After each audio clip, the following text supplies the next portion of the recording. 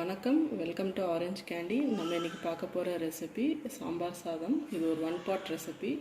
ரொம்ப கம்மியான இன்க்ரீடியன்ஸில் சிம்பிளான ஸ்டெப்ஸில் நம்ம எப்படி சாம்பார் சாதம் செய்யறதுன்னு பார்க்கலாம். அதுக்கு நம்ம இப்போ தேவையான இன்க்ரீடியன்ஸ் என்னென்னு பார்க்கலாம். இது ஒரு அழகு அரிசி, சாப்பாடு அரிசி. அதில் ஒரு 50 grams துவரம் பருப்பு ரெண்டும் கழுவி நல்லா ஒரு 1/2 hour ஊற வச்சுருக்கோம். அப்புறமா ஒரு கேரட், அப்புறம் ஒரு 4 பீன்ஸ், அப்புறம் ஒரு பெரிய வெங்காயம், ஒரு பெரிய தக்காளி, கொஞ்சம் கருவேப்பிலை.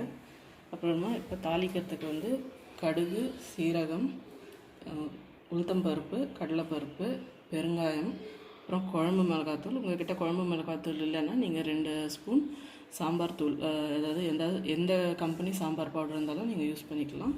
மஞ்சள் தூள், அப்புறமா 1.5 காஞ்ச மிளகாய், அப்புறமா எண்ணெய், அப்புறம் 2 ஸ்பூன் நெய். இப்போ நம்ம எப்படி செய்யறதுன்னு வாங்க பார்க்கலாம்.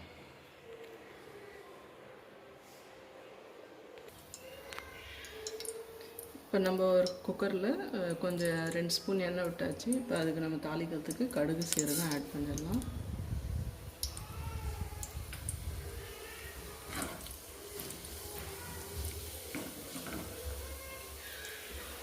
கடுகு நல்லா பொரியட்டும். பொரிஞ்சதான் நம்ம மீதி சாமான் ஆட் பண்ணிக்கலாம்.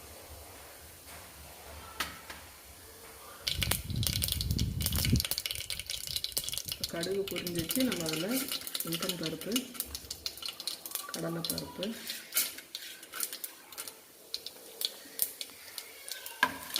காஞ்ச மிளகாவை 2 துண்டாக உடச்சி போட்டுக்கலாம்.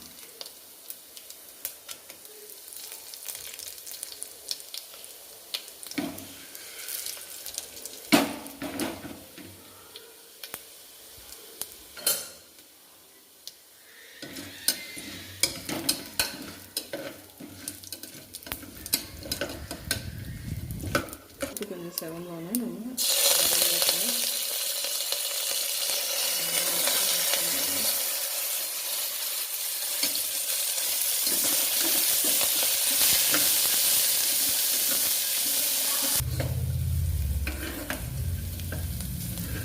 வெங்காயம் லேசாக வதங்கிடுச்சு. நம்ம இதில் தக்காளி ஆட் பண்ணிடலாம்.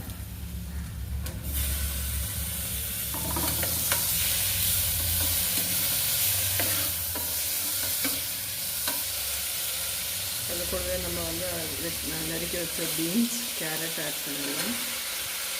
அப்புறமா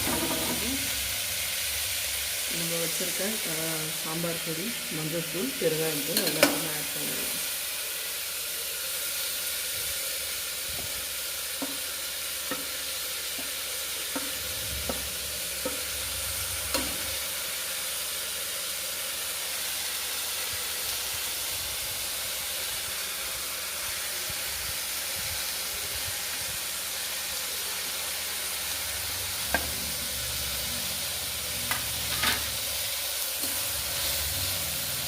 நல்லா கலரி விட்டுருங்க. காய் நல்லா ஒரு பாதி லேசாக வேகட்டும். மசாலாலாம் பச்சை வாசனை போகட்டும். நம்ம நெக்ஸ்ட்டு ஊற வச்ச அரிசியும் பருப்பும் ஆட் பண்ணிக்கலாம்.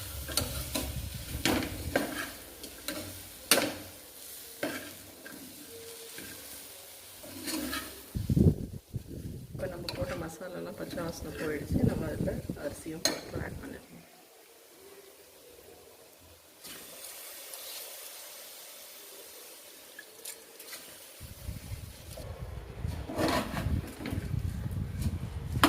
தேவையான அளவுக்கு தண்ணி விட்டுக்கலாம்.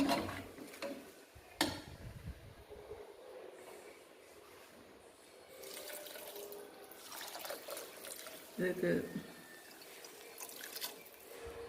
தண்ணி கொஞ்சம் அதிகமாகவே விட்டுக்கலாம், ஒன்றும் பிரச்சனை இல்லை. ஏன்னா இது நம்மளுக்கு குழையாக வேணும். இது நம்மளுக்கு பிரிஞ்சி சாதம் வரலாம், வேறுன்னு வரணும்னு அவசியம் இல்லை. ஸோ இப்போ நம்ம நெக்ஸ்ட் அதில் தேவையான அளவுக்கு உப்பு ஆட் பண்ணிக்கலாம். தேவையான அளவுக்கு உப்பு ஆட் பண்ணிக்கலாம். நம்ம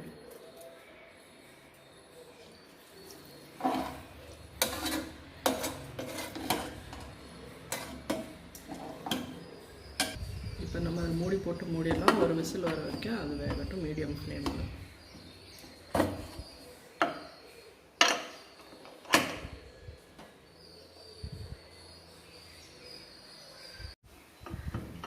ஒரு விசில் வந்துச்சு. இப்போ நம்ம அதை ஓப்பன் பண்ணி பார்த்துடலாம்.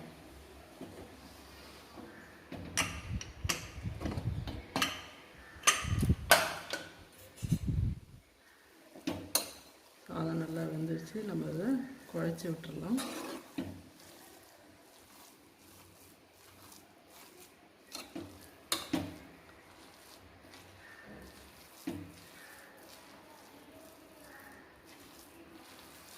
அப்புறம் நம்ம வச்சுருக்க 2 ஸ்பூன் நெய் ஆட் பண்ணிக்கலாம்.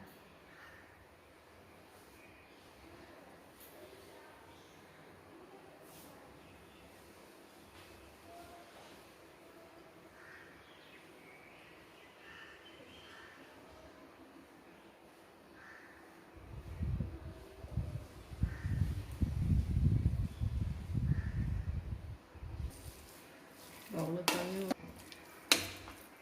நம்ம நெய் ஆட் பண்ணியாச்சு, சாதத்தையும் நல்லா மையாக மசிச்சு விட்டாச்சு. இப்போ நம்ம சாம்பார் சாதம் ரெடி. நம்ம இதை வச்சு சர்வ் பண்ணிடலாம்.